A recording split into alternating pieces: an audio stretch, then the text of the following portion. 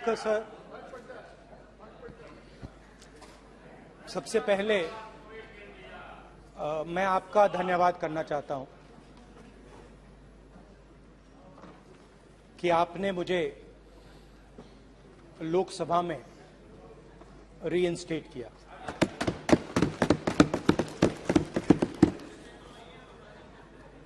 और पिछली बार जब मैं बोला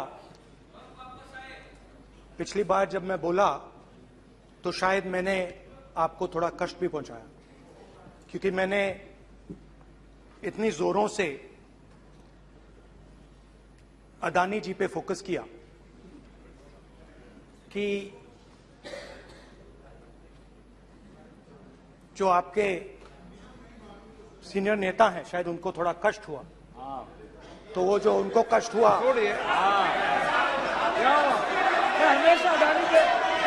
हमेशा अडानी पे अभी भी कष्ट हो रहा है। वो जो कष्ट हुआ, अभी भी कष्ट हो रहा है। विषय पे आइए, विषय पे। अभी भी कष्ट हो रहा है। ये देखिए, ये सारे ये नहीं, मगर सुनिए तो वो जो कष्ट हुआ 1 2 3 4 5 उसका असर शायद आप पे भी थोड़ा हुआ। तो इसके लिए मैं आपसे माफी मांगता हूं, मगर मैंने सिर्फ सच्चाई रखी थी। मगर आज जो मेरे बीजेपी के मित्र हैं, आज आपको डरने की जरूरत नहीं है, डरो मत क्योंकि आज जो मेरा भाषण है, डरो मत और आप डरो मत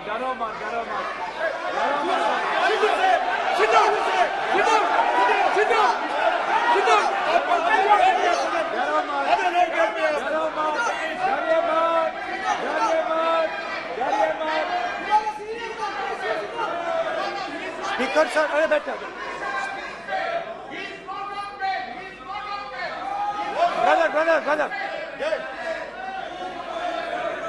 तो आज कोई घबराने की जरूरत नहीं है। आज मैं अपना भाषण, मेन जो भाषण है वो अदानी जी पे नहीं बोलने जा रहा हूं। आप छोड़िए, तो आप रिलैक्स कर सकते हैं, आप शांत रह सकते हैं, क्योंकि मेरा भाषण आज दूसरी डायरेक्शन में जा रहा है।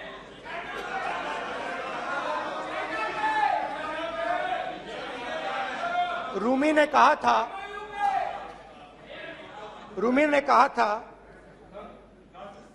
जो शब्द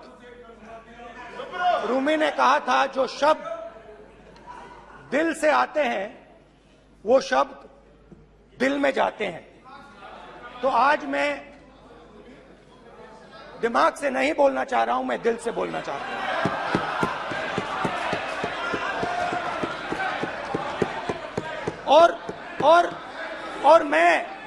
और मैं आज आप लोगों पर इतना आक्रमण नहीं करूंगा। मतलब एक दो गोले जरूर मारूंगा, मगर इतना नहीं मारूंगा। तो आप रिलैक्स कर सकते हैं। डरिए मत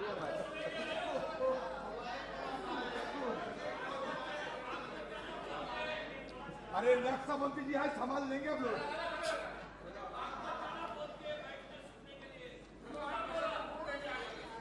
पिछले साल 130 दिन के लिए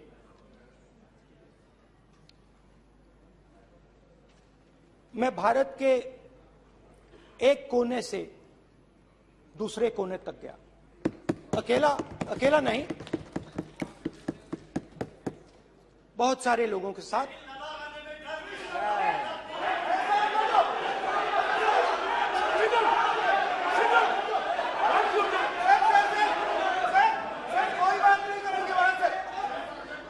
सर, ये हमारा टाइम खत्म करने का साजिश है। प्रधानमंत्री बोलेंगे ऐसे ही होंगे सर, सारे समाज निकल जाए। समुद्र अधीर अधीर अधीर समुद्र के तट से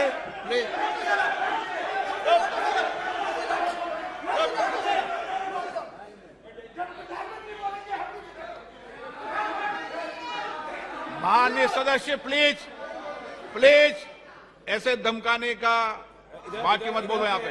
यहाँ पे बोलिए, आप उधर भी हाँ बोलिए। प्लीज। मैं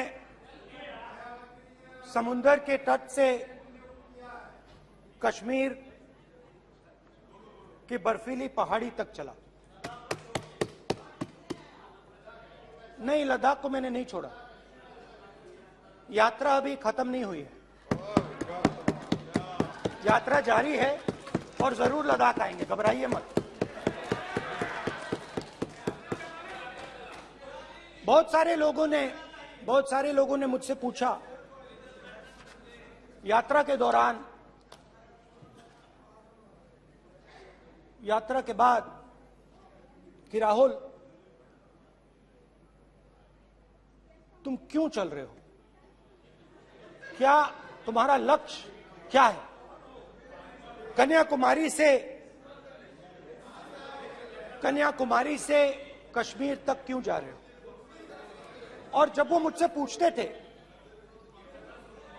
शुरुआत में मेरे मुंह से जवाब नहीं निकलता।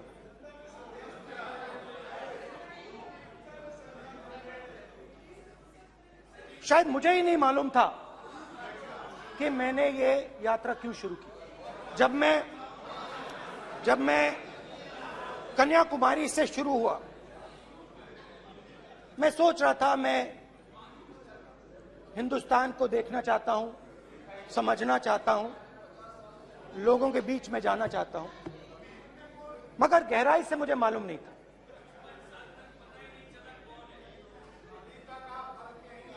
थोड़ी देर में मुझे बात समझ आने लगी।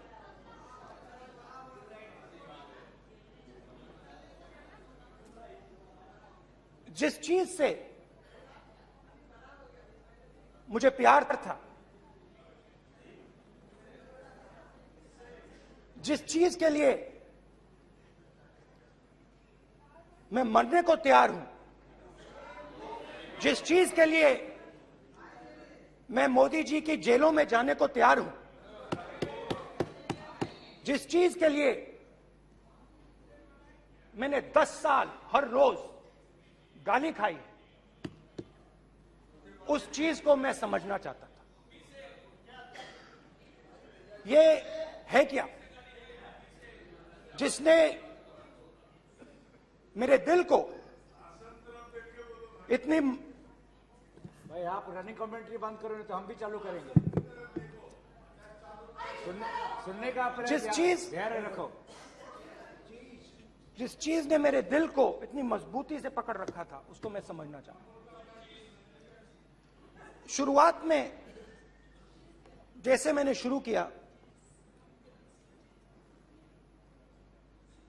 सालों से मैं हर रोज 8-10 किलोमीटर दौड़ता हूं, तो मेरे दिमाग में था कि अगर मैं 10 किलोमीटर दौड़ सकता हूं तो 25 किलोमीटर चलने का क्या मतलब, कोई बड़ी बात नहीं। ये मैंने सोचा था। आज मैं उस भावना को देखूं तो वो अहंकार था कि मैं ये कर सकता हूं, ये कुछ नहीं है। तो मेरे दिल में उस समय अहंकार था।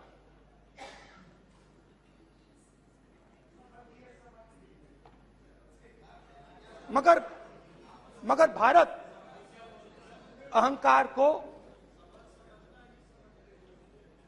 एकदम मिटा देता है, 1 सेकंड में मिटा देता है। तो हुआ क्या, 2-3 दिन में मेरे घुटने में दर्द शुरू हो गया। पुरानी इंजरी थी और जबरदस्त दर्द। हर रोज मैं उठूं और मेरे घुटने में दर्द, हर कदम में दर्द। तो पहले 2-3 दिनों में जो अहंकार था, जो मतलब भेड़िया जो निकला था, वो चींटी बन गई एकदम।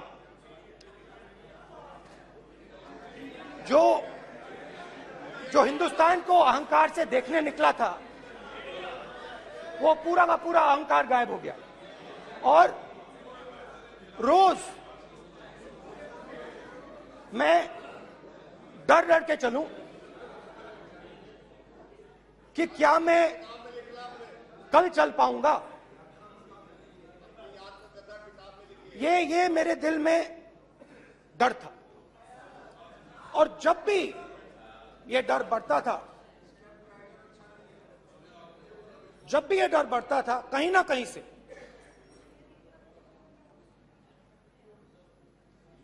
कोई ना कोई शक्ति मेरी मदद कर देती। एक दिन मैं सह नहीं पा रहा था, एक छोटी सी लड़की आती है, मुझे चिट्ठी दे देती। मैंने चिट्ठी खोली, 8 साल की थी, उसमें लिखा था, Rahul, I am walking with you, don't worry. उसने मेरे पैर में चोट देखी और उसने अपनी शक्ति मुझे दे दी। सिर्फ उसने नहीं, लाखों लोग ने। और शुरुआत में जब मैं चल रहा था, कोई किसान आता था, मैं एकदम पहले उसको अपनी बात बताता था कि आपको ये करना चाहिए, आपको इस प्रकार से काम करना चाहिए। मगर इतने लोग आए, हजारों लोग आए, कि थोड़ी देर में मैं बोल नहीं पाया। जो मेरे दिल में बोलने का डिजायर था, वो बंद हो गया। बोल ही नहीं पाया, क्योंकि इतने लोगों से बोलना था। और एक सन्नाटा सा छा गया, भीड़ की आवाज थी, भारत जोड़ो, भारत जोड़ो, भारत जोड़ो। और जो मेरे से बात करता था, उसकी आवाज में सुनता गया।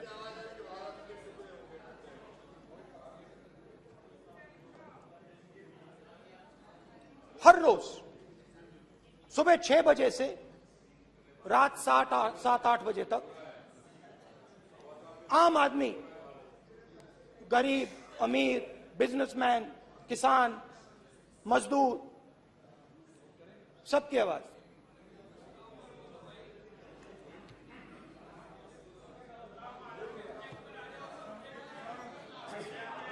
आ रहा हूं।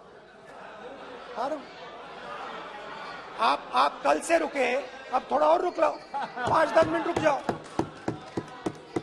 तो ये चलता गया, मैं बात सुनता गया।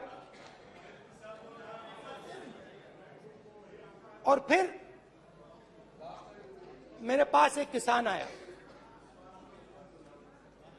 और किसान ने हाथ में रुई पकड़ी हुई थी, और उसने मुझे कहा, अध्यक्ष महोदय, उसने मुझे कहा, मेरी आंख में देखकर उसने मुझे अपना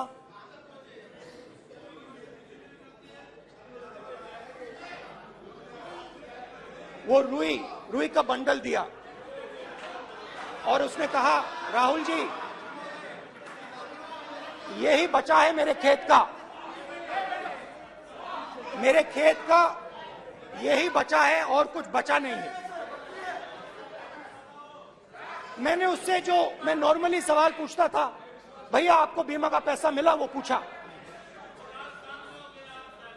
बीमा का पैसा मिला, वो पूछा। और किसान ने मेरा हाथ पकड़ा। किसान मुझे कहता है कि नहीं राहुल जी, मुझे बीमा का पैसा नहीं मिला, हिंदुस्तान के बड़े उद्योगपतियों ने वो मुझसे छीन लिया। मगर इस बार बड़ी अजीब सी चीज हुई। जब मैंने किसान को देखा और वो मुझसे बोल रहा था, तो जो उसके दिल में दर्द था वो मेरे दिल में आया। जो उसके आंखों में शर्म थी जब वो अपनी बीवी से बात करता था, वो शर्म मेरी आंखों में आई। जब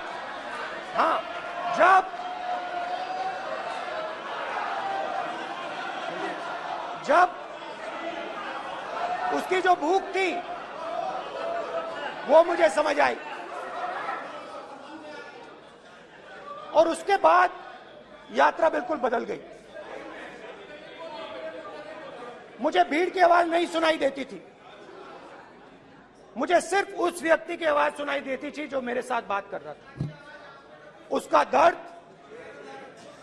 उसकी चोट, उसका दुख, मेरा दुख, मेरी चोट, मेरा दर्द बन गया। समझने की कोशिश करो।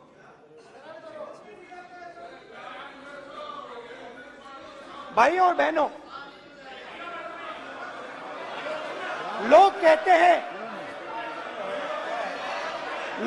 हैं कि ये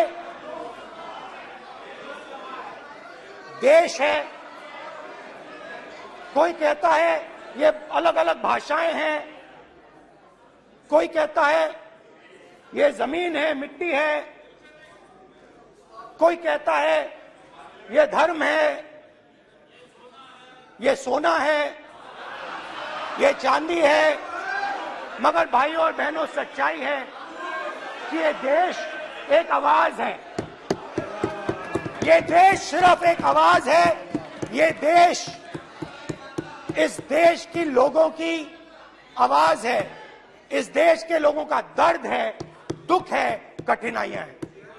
और अगर हमें इस आवाज को सुनना है तो हमारे दिल में जो अहंकार है, हमारे जो डिजायर्स हैं, हमारे जो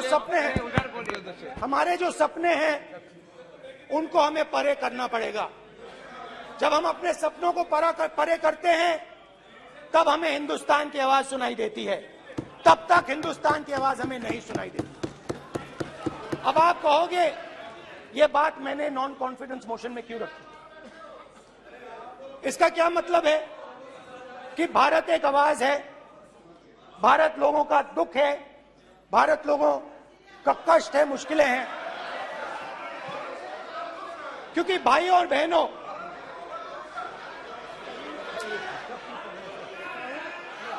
अध्यक्ष महोदय, अब पूरा सूद समेत जवाब तुमको मिलेगा। फिर पूरा सूद समेत जवाब देंगे सर। फिर आप हमें मत रोकेगा सर। अध्यक्ष महोदय, फिर आप हमें मत रोकेगा सर। आप हमें मत रोकेगा। फिर आप हमें मत रोकेगा। आप हमें मत रोकेगा। फिर आप हमको मत रोकेगा सर।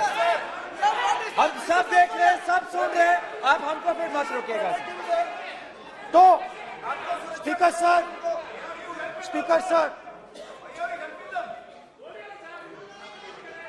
भारत एक आवाज है। भारत इस देश के सब लोगों की आवाज है। और अगर हम उस आवाज को सुनना चाहते हैं, हमें अहंकार को, नफरत को मिटाना पड़ेगा।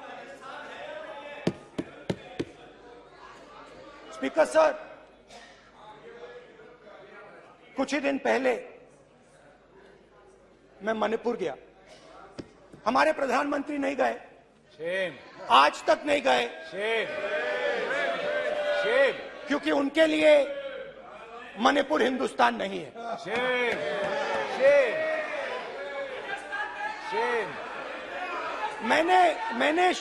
मैंने मणिपुर शब्द प्रयोग किया, मगर आज की सच्चाई यह है कि मणिपुर नहीं बचा है। मणिपुर को आपने दो भाग में कर दिया है।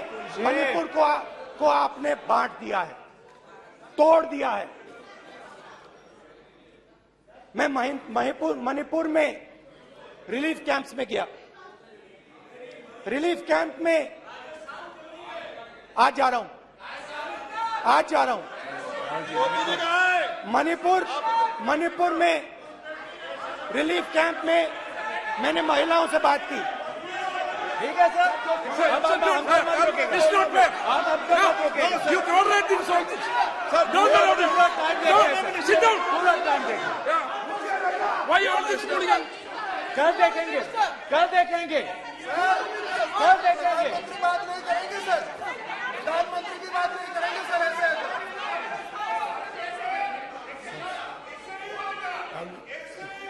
सूद समय मैं जवाब मणिपुर मिलेगा। गया और मणिपुर के कैंप्स में मैंने महिलाओं से बात की, बच्चों से बात की, जो हमारे प्रधानमंत्री जी ने आज तक नहीं किया। एक महिला मुझे कहती है, मैंने उनसे पूछा, बहन क्या हुआ आपके साथ? What's this?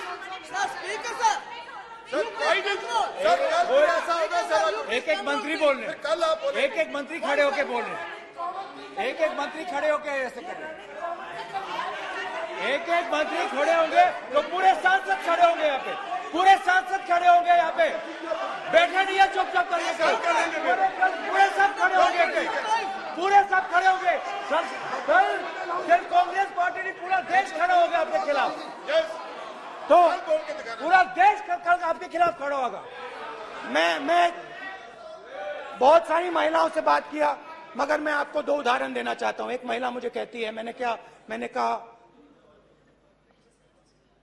क्या हुआ तुम्हारे साथ? कहती है, मेरा छोटा सा बेटा, महिला का सम्मान करें प्लीज, ये सम्मान। एक ही बच्चा था मेरा, कोई शर्म कर लो गल मारी। एक ही बच्चा था मेरा, मेरे सामने, मेरे आंखों के सामने उसको गोली मारी है। मैं पूरी रात, आप सोचिए,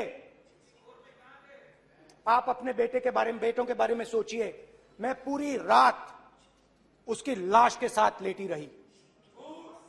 झूठ नहीं, झूठ आप बोलते हो, झूठ मैं नहीं बोलता हूं।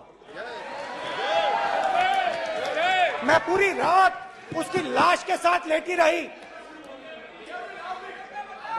और फिर मुझे डर लगा, मैंने अपना घर छोड़ दिया, जो भी मेरे पास था वो मैंने छोड़ दिया। मैंने उनसे पूछा, कुछ तो लाई होगी? कहती है, नहीं, सिर्फ मेरे जो कपड़े हैं ये मेरे पास हैं।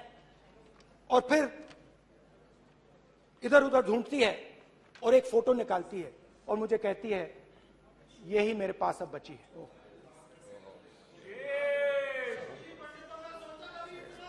एक और उदाहरण, दूसरे कैंप में मैं, एक महिला मेरे सामने आती है, मैं उससे पूछता हूं, तुम्हारे साथ क्या हुआ? क्या हुआ तुम्हारे साथ? और जैसे ही मैंने ये सवाल पूछा,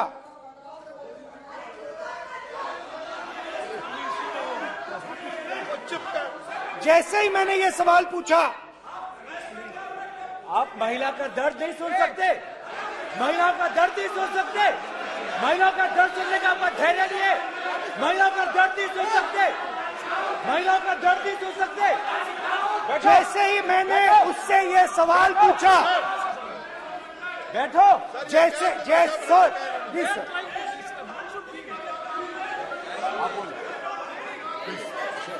शर्म करिए, शर्म करिए। जैसे ही मैंने उससे सवाल पूछा, तुम्हारे साथ क्या हुआ, शर्म नहीं है तेरे को? वैसे ही 1 सेकंड में वो कांपने लगी। उसने अपने दिमाग में वो दृश्य देखा और वो बेहोश हो गई। मेरे सामने कांपती हुई बेहोश हो गई। तो ये मैंने आपको सिर्फ 2 उदाहरण दिए हैं। स्पीकर सर, इन्होंने मणिपुर में हिंदुस्तान की हत्या की है, सिर्फ मणिपुर की नहीं, हिंदुस्तान की हत्या की है। इनकी राजनीति ने मणिपुर को नहीं, हिंदुस्तान को मणिपुर में मारा है। हिंदुस्तान को कत्ल किया है, हिंदुस्तान का मर्डर किया है मणिपुर में।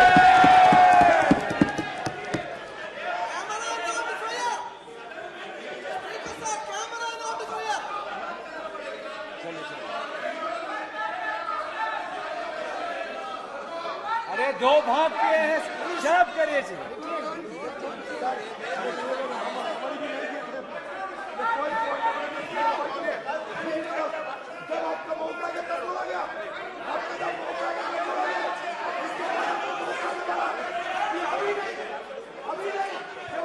माननीय सभी सदस्यों से कहूंगा शांति रखें, प्लीज प्लीज। मणिपुर, हाँ क्या बोल रहे हैं? अब बोलिए। एक अरे भाई क्या बात है?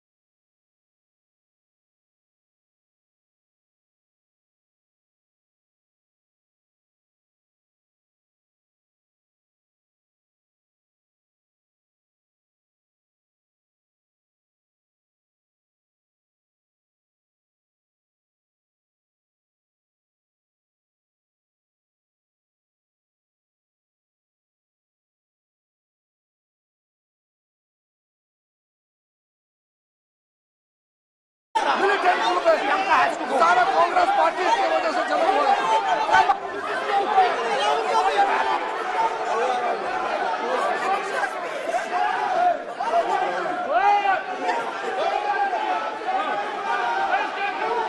ओके बैक, आजा back back back back back back back back Hemant सबको पीछे ले आओ। Back back back IB IB IB IB IB हो गया हो गया हो गया। प्रतापन प्रतापन हो गया बैक आप बैक भाषण नहीं सुनना चाहते हैं? बैक करो आप भाषण नहीं सुनना चाहते? प्लीज बैठिए, बैक करो बैक बैठिए बैठिए बैठिए, प्लीज बैठिए, नीचे आओ यार प्लीज बैठिए, नीचे आओ प्लीज बैठिए। चले चलिए, चलिए अंदर चलिए please okay thank you thank you सबसे बड़ा thank you please please thank you thank you thank you thank you.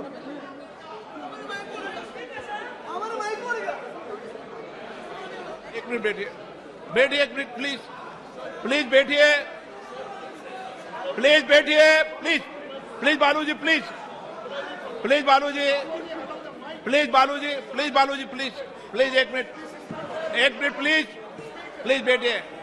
माननीय सदस्यगण, नहीं सकते जिस तरीके का व्यवहार आप टेबल पर आकर कर रहे हैं, इस तरीके से सदन नहीं चलेगा। ये तरीका ठीक नहीं है।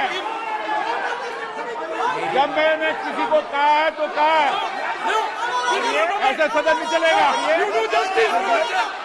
आप सदन नहीं चलाना चाहते अलग बात है, अब अपनी बात कहिए। गलत तरीका ये, नो, ऐसे सदन चलने वाला नहीं है। जो माननीय सदस्य टेबल पर आए हैं उनके खिलाफ कार्रवाई होगी। प्लीज बैठिए बैठिए बैठिए, आप भी बैठिए, आप भी बैठिए। माननीय मंत्री जी, भारत माननीय मंत्री जी, प्लीज भारत बैठिए। भारत सदन है, माता, प्लीज बैठिए, भारत माता, प्लीज बैठिए। Please brother.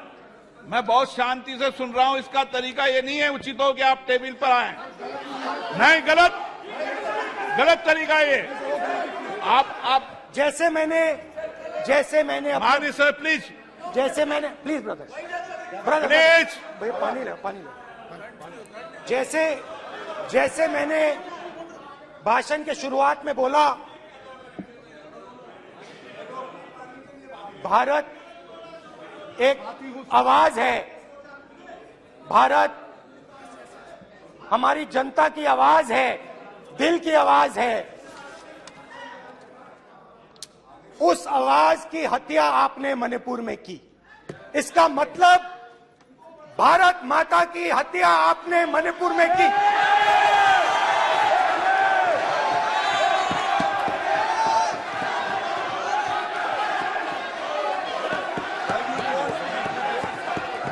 भारत माता को आपने मणिपुर के लोगों के मारा। आपने मणिपुर के लोगों को मारकर भारत की हत्या की है। आप देश द्रोही हो, आप देशभक्त नहीं हो, आप देश प्रेमी नहीं हो, आप देशद्रोही हो। आपने देश की हत्या मणिपुर में की। प्लीज एक मिनट प्लीज बैठिए। प्लीज बैठिए। अब सवाल आप उठता है, बैठना चाहते नहीं बैठना चाहते? आप बैठना चाहते नहीं बैठना चाहते? इसीलिए आपके प्रधानमंत्री चाहते आप? मणिपुर में नहीं मैं जा आपके सकते बैठिए आप हैं, क्योंकि उन्होंने प्लीज देश की हत्या की है। मणिपुर में हिंदुस्तान की हत्या की है, भारत माता की हत्या की है। मणिपुर के लोगों के दिल में। प्लीज एक मिनट बैठिए आप। तो सवाल उठता है, एक मिनट बैठिए। एक मिनट आप भी विराजे। आप भी विराजो। आप बैठिए सही।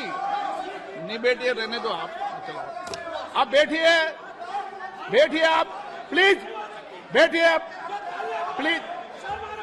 आप बोल रहे फिर आप भारत माता के रखवाले नहीं एक हो, मिनट माननीय सर। आप भारत माता के हत्यारे हो। प्लीज माननीय सदस्य प्लीज माननीय सदस्य प्लीज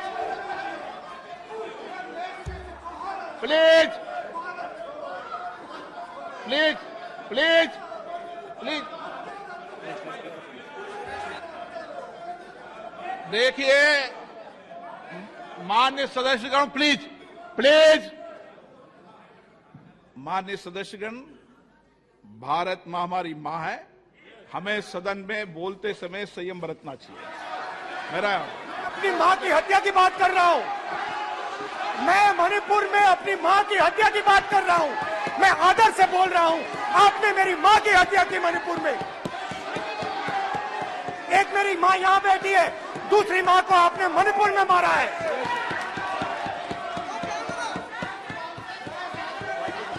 और हर रोज जब तक आप हिंसा को बंद नहीं करोगे, तब तक आप मेरी मां की हत्या कर रहे हो।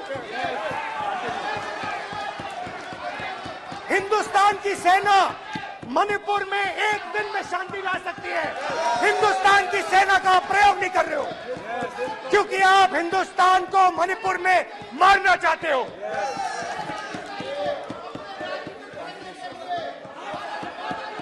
तो अगर नरेंद्र मोदी जी हिंदुस्तान की आवाज नहीं सुनते हैं, अगर हिंदुस्तान के दिल की आवाज नहीं सुनते हैं, तो किसकी आवाज सुनते हैं?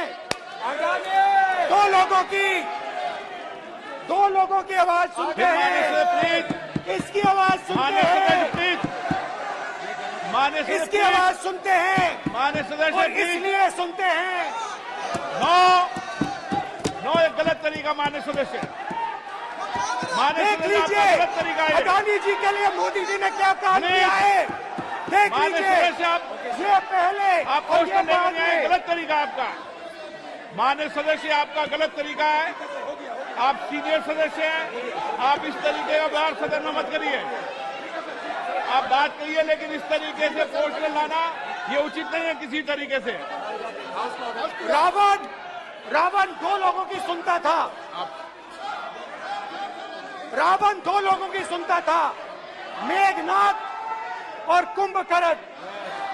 वैसे ही नरेंद्र मोदी दो लोगों की सुनते हैं, अमित शाह और अडानी। भाई और बहनों, लंका को हनुमान ने नहीं जलाया था, लंका को रावण के अहंकार ने जलाया था। प्लीज माननीय सदस्य, आप संयमित बोले। आप ये सदन है, आप तरीके से बोलिए माननीय राम सदस्य। ने रावण को नहीं मारा था, रावण के अहंकार ने रावण को मारा था। आप पूरे देश में केरोसिन फेंक रहे हो, पूरे देश में आप केरोसिन फेंक रहे हो। आपने मणिपुर में केरोसिन फेंकी, अपनी चिंगारी लगा दी। अब आप हरियाणा में कर रहे हो, पूरे देश को आप जलाने में लगे हो। आप पूरे देश में भारत माता की हत्या कर रहे हो। धन्यवाद स्पीकर।